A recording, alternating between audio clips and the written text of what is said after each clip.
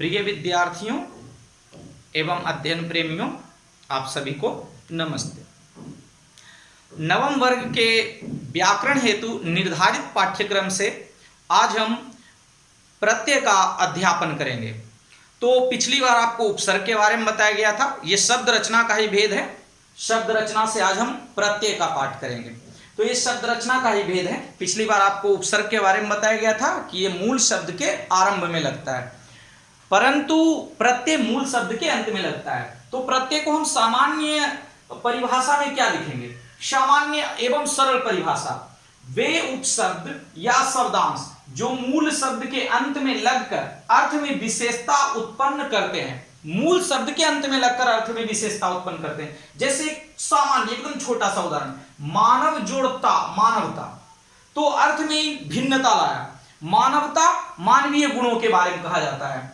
तो यहां पर एक और उदाहरण, राष्ट्र जोड़ ईय राष्ट्रीय, अर्थात राष्ट्र से संबंधित, और देश जोड़ ई देशी, देश से संबंधित।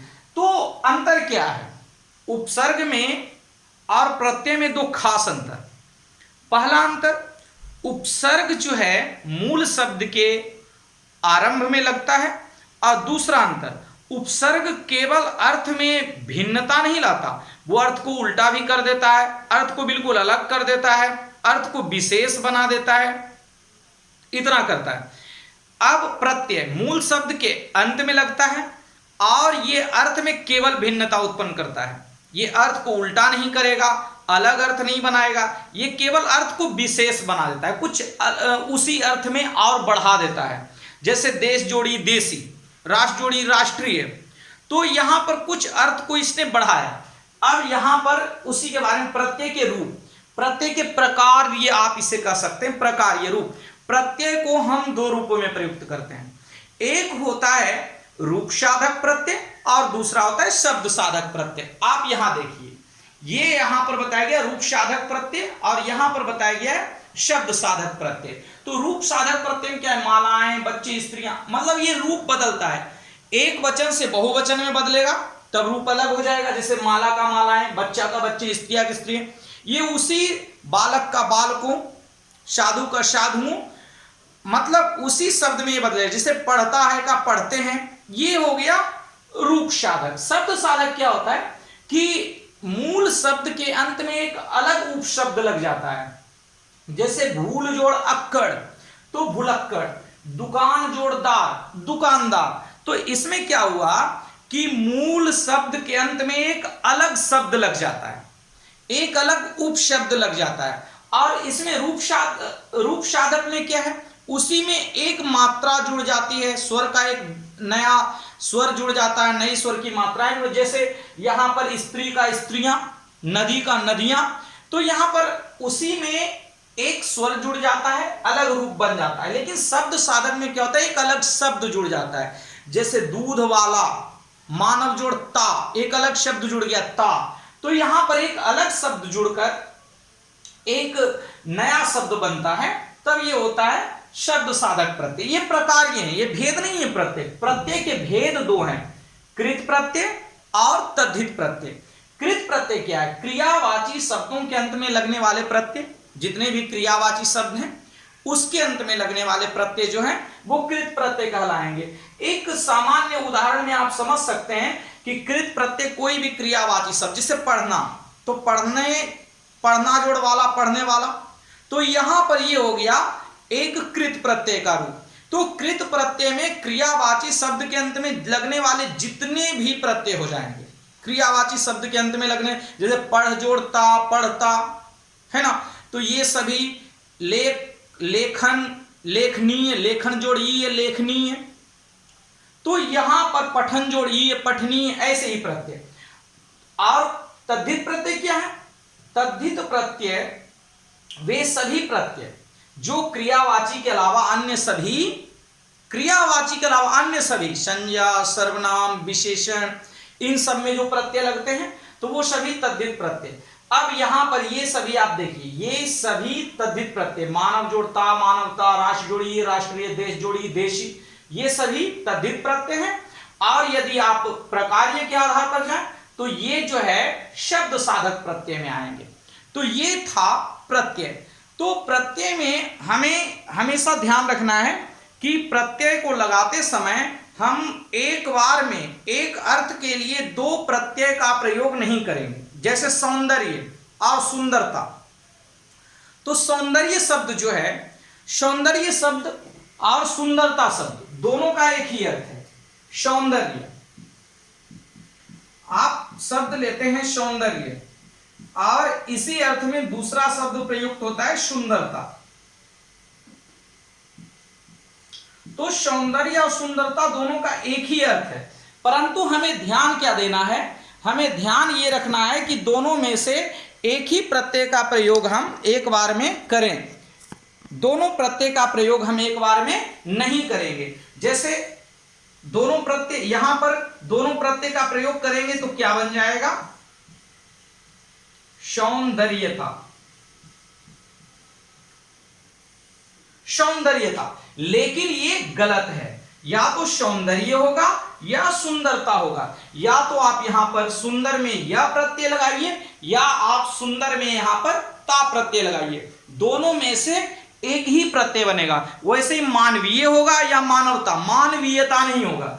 वैसे ही दूसरे रूपों में हम समझें तो यहां पर देखिए पूज्य शब्द, पूज्य शब्द और पूजनीय शब्द, यह हमें ध्यान देना है। दोनों का एक ही अर्थ है लेकिन दोनों में अलग अलग प्रत्यय लगे हैं। मूल शब्द यहां पर है पूज, और पूज मूल शब्द में एक में लगा है, जो पूज्य है इसमें लगा है यह प्रत्यय, और जो दूसरा पूजनीय है तो पूजनीय में लगा है अनीय प्रत्यय, पूज जोड़ अनीय। तो यहां पर दोनों शब्द शुद्ध है, लेकिन अशुद्ध ये शब्द कब हो जाएगा, अशुद्ध ये शब्द तब हो जाएगा जब हम लिख देंगे पूज्यनीय। पूज्यनीय ये शब्द गलत है, ये दोनों सही है। पूज जोड़ या पूज्य सही शब्द है, वैसे ही पूज जोड़ अनीय पूजनीय सही शब्द है, परंतु पूज्यनीय अशुद्ध शब्द है। एक बार में एक अर्थ के लिए एक ही प्रत्यय लगेगा, और यहां पर वही चीज है, या तो आप लगाइए यह प्रत्यय या लगाइए अनीय प्रत्यय। तो इस चीज का हमें हमेशा ध्यान रखना है प्रत्यय का प्रयोग करते समय। अब हम उसके अभ्यास की बात कर लें। जिस सहायक पुस्तक से आपको पढ़ाई जा रही है तो उसके अभ्यास की बात कर लेते हैं। बहुत सारे बच्चे जिनको अभ्यास में परेशानी होती है, पिछली बार भी बहुत सारे बच्चों ने अपनी परेशानियां रखी थी, तो अब हम अभ्यास की बात कर लेते हैं। अब देखिए अभ्यास प्रश्न में पहला प्रश्न दिया गया है। हर प्रश्न का हम यहाँ पर आपको किसी न किसी रूप में मार्गदर्शन देते हैं और आप उसी अनुसार उसको बना पाएंगे। प्रत्यय किसे कहते हैं, प्रत्यय के 5 उदाहरण दीजिए। परिभाषा लिखना है, उसके उदाहरण लिखने हैं। कृदंत और तद्धित प्रत्यय का अंतर उदाहरण सहित स्पष्ट कीजिए। उदाहरण देकर स्पष्ट करना है कि आपका कृदंत में कृत प्रत्यय का और तद्धित में तद्धित प्रत्यय का। प्रकार्य की दृष्टि से प्रत्यय के कितने भेद होते हैं, प्रत्यय के 2-2 उदाहरण दीजिए। प्रकार्य की दृष्टि से मैंने बताया था अभी 2 भेद, रूप साधक, शब्द साधक। तो आप इसके भेद लिखेंगे। प्रत्यय लगाकर शब्द बनाते हुए किन किन बातों का ध्यान रखना चाहिए, तो जैसा कि मैंने आपको बताया था, प्रत्यय लगाकर शब्द बनाते समय हमें यह ध्यान रखना है कि एक ही अर्थ में एक शब्द पर एक साथ 2 प्रत्यय नहीं लगाए जाएंगे। मतलब स्वातंत्र्य और स्वतंत्रता दोनों का एक ही अर्थ है, स्वातंत्र्य या स्वतंत्रता। लेकिन स्वातंत्र्यता नहीं लिखेंगे क्योंकि दोनों प्रत्यय एक साथ नहीं, ना यह प्रत्यय और ता प्रत्यय, जो कि मैंने आपको सौंदर्य और सौंदर्यता में बताया था कि सुंदरता लिखें या सौंदर्य लिखें, सौंदर्यता नहीं। तो उसी तरह से हमें एक बार में एक प्रत्यय लगाना है, ये ध्यान रखना है। अब यहाँ पर देखिए प्रश्न संख्या 5 में क्या, निम्नलिखित शब्दों के नीचे दिए गए मूल शब्द में जुड़े प्रत्यय के विकल्पों में से सही विकल्प चुनकर लिखिए।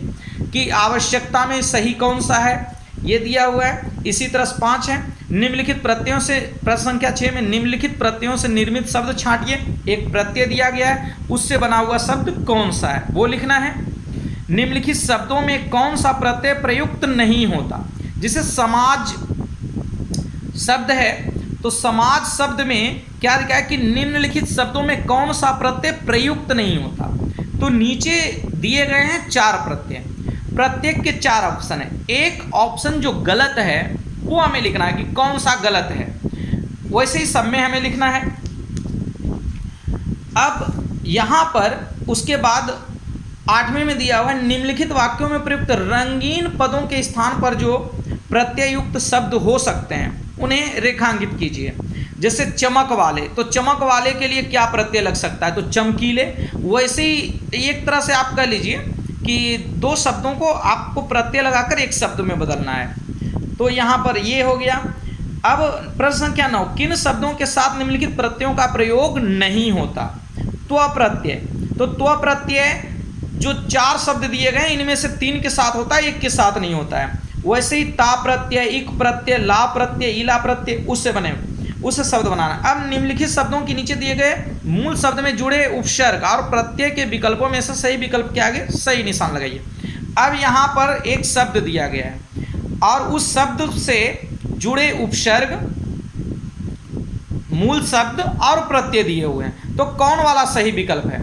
तीनों दिया हुआ है एक साथ, उपसर्ग भी है, फिर मूल शब्द है, प्रत्यय है, तो कौन सा चारों में से सही विकल्प है वो चुनना है। उसके बाद प्रश्न संख्या 11 में निम्नलिखित खंड क के शब्दों का खंड ख में दिए गए प्रत्ययों से उचित मिलान कीजिए। एक तरफ शब्द दिए गए, दूसरे तरफ प्रत्यय दिए गए, तो कौन प्रत्यय किस शब्द में मिलेगा मिलान करना है। निम्नलिखित शब्दों में आए प्रत्यय बताइए। प्रश्न संख्या 12 में आपको प्रत्यय लिखना है, या आप ये कर सकते हैं कि प्रत्यय शब्द जोड़ प्रत्यय, जैसे सामाजिक तो समाज जोड़ इक, बुराई तो बुरा जोड़ आई, लघुत्व तो लघु जोड़ त्व, इस तरह से आप लिख सकते हैं। निम्नलिखित शब्दांशों प्रत्ययों के योग से 2-2 शब्द बनाइए। प्रत्यय दिए गए हैं, 2-2 शब्द लिखना है और इन प्रत्ययों से 2-2 शब्द यहाँ पर लिखकर आपको अभ्यास करना है। निम्नलिखित उपसर्ग अथवा प्रत्यय लगाकर 2-2 शब्द बनाइए। अब प्रश्न संख्या 14 में उपसर्ग भी दिए हुए हैं, कुछ उपसर्ग हैं कुछ प्रत्यय हैं। तो जैसे उपसर्ग अनु उपसर्ग है, आ उपसर्ग है, अप उपसर्ग है, अध उपसर्ग है, ये उपसर्ग है। फिर उसके बाद प्रत्यय से सब प्रत्यय है, हारा, पन, वास, क, त्व, ता, अपि, ये प्रत्यय हैं, तो इनसे शब्द बनाने हैं 2-2। प्रश्न संख्या 15 निम्नलिखित शब्दों से उपसर्ग और प्रत्यय अलग अलग कीजिए।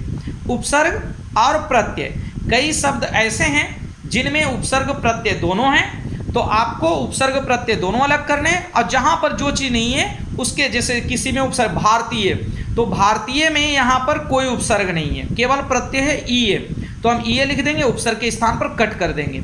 वैसे ही निर्धन में निर उपसर्ग है, प्रत्यय कोई नहीं है, तो हम उपसर्ग में लिख लेंगे निर, प्रत्यय के सामने कट कर देंगे। वैसे ही प्रांतीय, इसमें दोनों चीज़ें प्र जोड़ अंत जोड़ ईए, तो यहाँ पर हम कर लेंगे उपसर्ग में प्र और प्रत्यय में कर लेंगे ई।